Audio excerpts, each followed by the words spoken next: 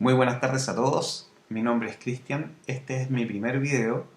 Le puse por nombre Ciencia y Dios, tratando de llamar a una reflexión que para mí es muy importante y que quisiera compartir con ustedes, y que esto de alguna forma sirva también para llamar a la reflexión a otras personas, que para mí es un tema fundamental. Sucede que eh, podemos acumular a través del tiempo muchísimo conocimiento en diversas áreas, por supuesto, pero el conocimiento en sí, como sabemos probablemente muchos de los que estamos aquí conversando, sabemos que el conocimiento per se no es lo que te da la sabiduría. Y la sabiduría, en alguna definición que vi por ahí, es efectivamente para mí la reflexión sobre los temas trascendentales. Este mismo conocimiento que nosotros vamos acumulando debe ser masticado, digamos, debe ser desenmarañado, debe ser revisado por nuestra propia inteligencia, por la inteligencia que para los que somos creyentes, por supuesto, Dios nos dio, ¿ya? Entonces, solo así, solo en ese caso, uno puede llegar al nivel de sabiduría en algunos puntos, digamos, ¿no? A tener una reflexión crítica de los asuntos que son trascendentales. Para mí eso es sabiduría, la reflexión sobre los temas trascendentales, sobre los conocimientos trascendentales, es, es para mí un punto importante, digamos, que te ganas cuando logras hacer esa reflexión. Entonces el llamado, por supuesto, es a las personas a que siempre utilicen la reflexión crítica, digamos, intelectual, que la persona tiene para todos los asuntos que le conciernen en la vida, en realidad, en general. Pero por supuesto, los más importantes siempre son los trascendentales. Pero, ¿qué pasa si no? Cuando, en el caso, por ejemplo, del fanatismo, de los fanatismos religiosos, por ejemplo, y fanatismos de todo tipo en realidad, ocurre que las personas dejan de lado lo que es la reflexión crítica de los asuntos y solo se guía por una cosa emocional del momento, ¿no? Entonces el llamado es a hacer una reflexión crítica sobre todos los aspectos.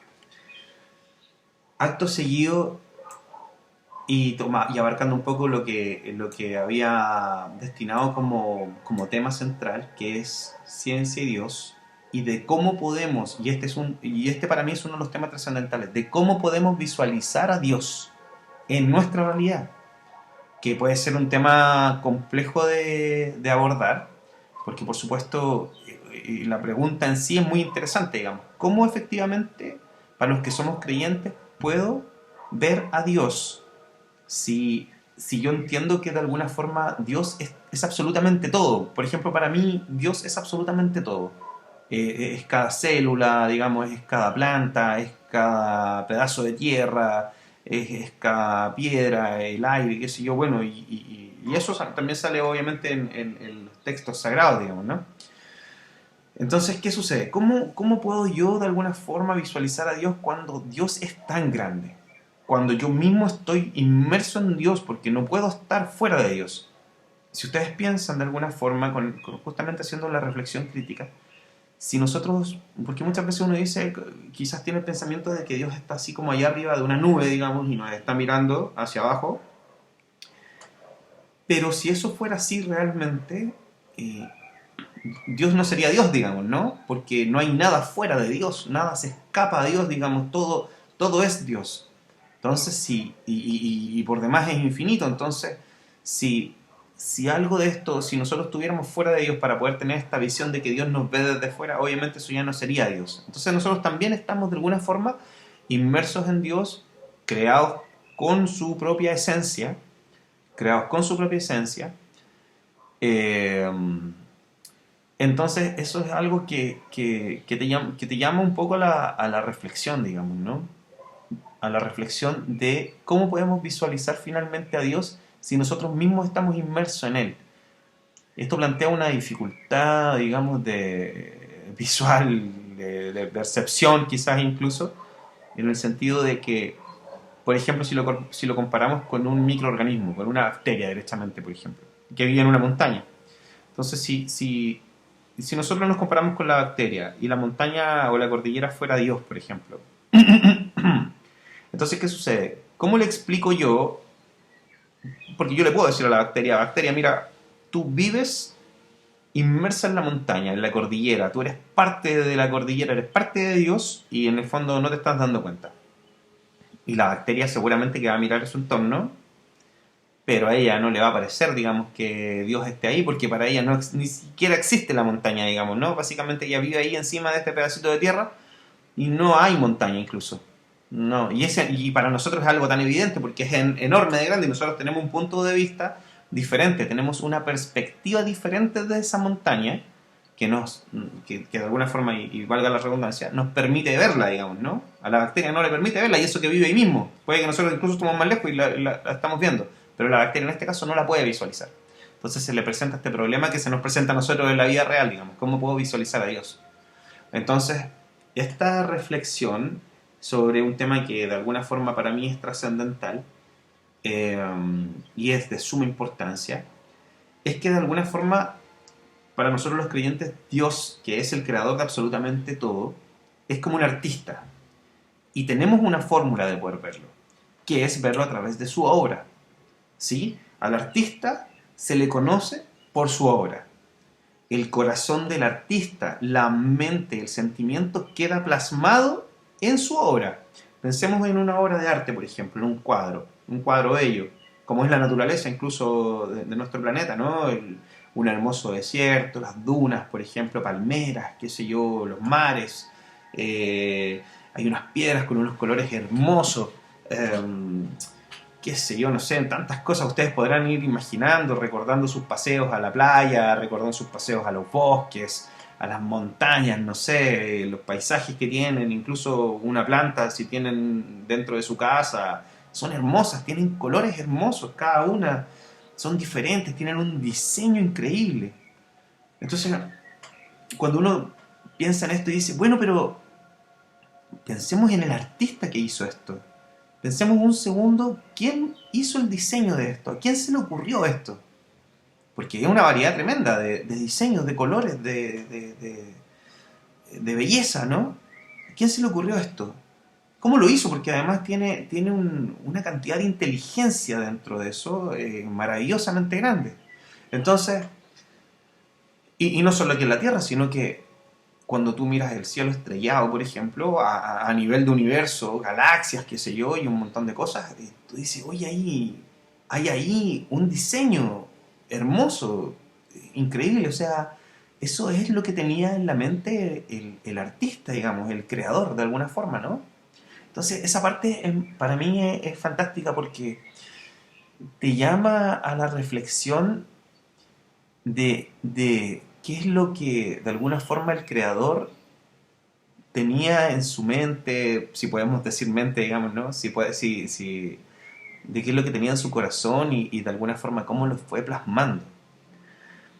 Por ejemplo, hay un tema, o un punto que quería hacer que es muy interesante, que si tú tomas un poroto, un guisante, no sé cómo le llaman en otros lados, pero un poroto, por ejemplo, es que aquí en Chile los conocemos así como poroto, y tú lo pones en tierra, de verdad, lo riegas, qué sé yo, y lo cuidas, entonces de ese simple porotito van a ser en un corto plazo, digamos, una pequeña planta, digamos, ¿no? Una pequeña planta de poroto. Sabemos que eso ocurre, digamos, ¿no?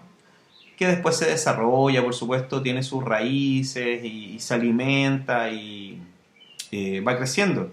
Y a la larga del tiempo genera más porotos, digamos, más vainas de poroto. Entonces, en algo tan sencillo como es un pequeño poroto, hay un diseño que no es nada de sencillo, digamos, realmente no. O sea, es tremendamente complejo. Imagínate que dentro de cada célula de ese poroto, y esto puede sonar así casi ridículo, pero es que en verdad es cierto que es así, digamos.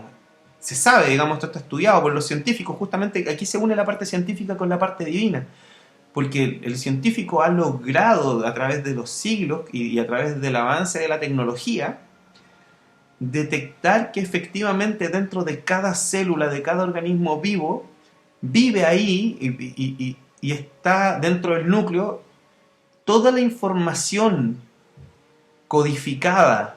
De alguna forma es como un libro, si ustedes lo quieren. ¿Sí? Está toda la información codificada dentro del núcleo en forma de material genético, ya sea ADN, RN, lo que ustedes quieran. Toda la información para crear un ser vivo, ya sea una planta, una bacteria, un perro, un gato, un árbol, una persona, lo que ustedes quieran. Pero esa información codificada, perfecta, está ahí, enrollada en el material genético. ¿Sí? Incluso es más, cuando nosotros pensamos y creemos que es un poroto, es que uno está tan acostumbrado a ver estas cosas, digamos, en el día a día que no presta, por supuesto, ninguna atención muchas veces. Hay gente que sí, por supuesto, y esa es la idea, que uno se dé cuenta de esto, que en el fondo se haga más consciente, porque no es que de repente uno no lo sepa, sino que no lo tiene tan presente, digamos, en el día a día, digamos, ¿no? Obviamente.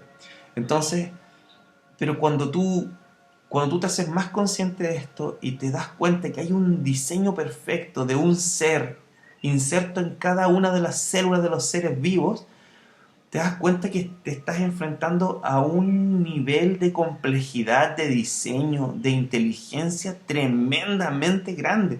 Por ejemplo, la cantidad de colores diferentes que pueden haber en plantas, la cantidad diferente de tonalidades que pueden haber en flores, por ejemplo, en olores que pueden haber, incluso la forma de cómo se alimenta una planta, en las raíces, de cómo se alimenta un ser humano, un perro, un gato, lo que sea, digamos, ¿no?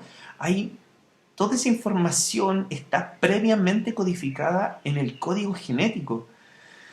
Entonces, la ciencia logró encontrar esa información y darse cuenta de que ahí estaba codificada la información para crear un ser humano. Ese es un punto. O sea, la ciencia logró, de alguna forma, después de años de pensar, de reflexionar y de buscar, darse cuenta que eso estaba ahí. Y cuando nosotros cuestionamos muchas veces si es que existe Dios o no,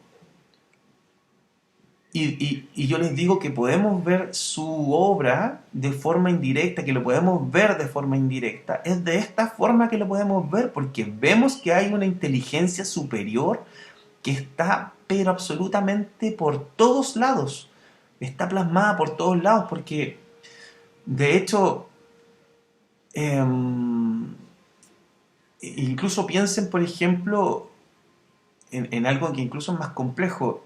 Esta misma planta tan sencilla, digamos, o que podemos pensar que de alguna forma erróneamente es sencilla, este porotito, digamos, que termina generando una planta, tiene la capacidad de captar su alimento de la luz del sol.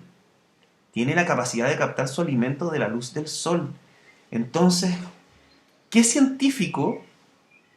Y tomen al que ustedes quieran, al más potente, al más inteligente y denle todas las herramientas tecnológicas habidas y por haber. ¿Qué científico tiene la capacidad de generar un organismo que capte la luz del sol y la transforme en materia con energía, que a su vez pasa a formar parte muchas veces de la estructura de ese mismo ser? O sea, piensen en eso. La planta tiene ese nivel de complejidad. Hay físico-química, digamos, que estuvo codificado y está codificado en ese código genético. Entonces estamos hablando de unos niveles de inteligencia que no alcanzamos ni siquiera a visualizar, digamos, ¿no? No, en el peor de los casos, en el mejor de los casos alcanzamos a vislumbrar, digamos, una luz allá al final del túnel, ¿no? Pero es una inteligencia tremendamente grande, tremendamente grande. Y sabemos que, para los que somos creyentes, por supuesto, tenemos clarísimo que Dios es absolutamente todo. Incluso la Biblia dice que Dios es amor, es igual a amor. Y una de las cualidades del amor es que el amor es absolutamente inteligente. Y podemos ver que el amor inteligente está plasmado en absolutamente toda la creación. Toda la creación. Entonces, yo incluso los puedo llevar a una especie de desafío. Digamos, si nosotros pensamos tomemos, como les decía, a un científico muy potente y, y démosle tierra, ¿ya? Démosle un poco de tierra y esta plantita, digamos, ¿no? Y digámosle, por favor, crea una planta o un ser vivo, el que tú quieras. Porque aquí tienes los mismos elementos con los que se creó un ser vivo. Tienes tierra, tienes fuego, aire, qué sé yo, electricidad incluso. Tienes todos los elementos para crearla. Entonces la pregunta será, ¿será capaz ese científico de crear un ser vivo? Entonces ahí yo lo llamo a la reflexión. O sea, es capaz incluso entregándole, por ejemplo, entreguémosle, no sé, el mismo poroto. El científico, claro, va a lograr hacer que el poroto crezca. Incluso a esta altura de la existencia, puede que el científico modifique ciertos aspectos del ADN o del RNA, digamos, del material genético de estos seres, y mute. Sí, una planta puede cambiar el color, quizás, u otras cosas que ya lo hemos visto, ¿cierto? Pero una cosa diferente es pedirle que cree un ser, aunque sea básico, aunque sea una planta pequeña, muy sencilla, no sé, una lenteja, lo que ustedes quieran. Eso es otra cosa, digamos. Además que va a ser súper justo de alguna forma en ese sentido, le estamos facilitando muchísimo el trabajo al científico, ¿no?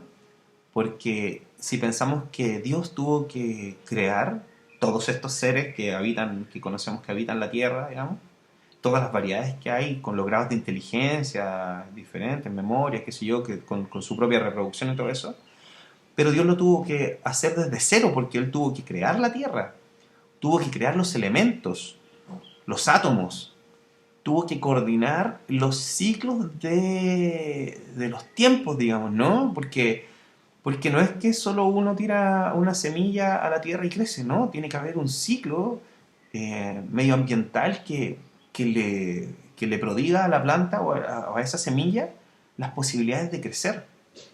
Y todo eso combinado genera algo al final. Pero en el fondo, todo eso Dios lo hizo desde un comienzo, desde cero, desde nada. Entonces,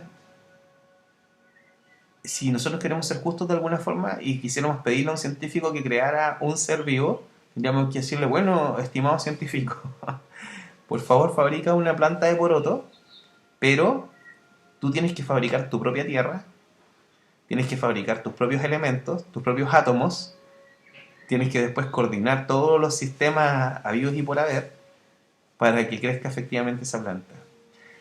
Y ahí te das cuenta que en realidad no se puede.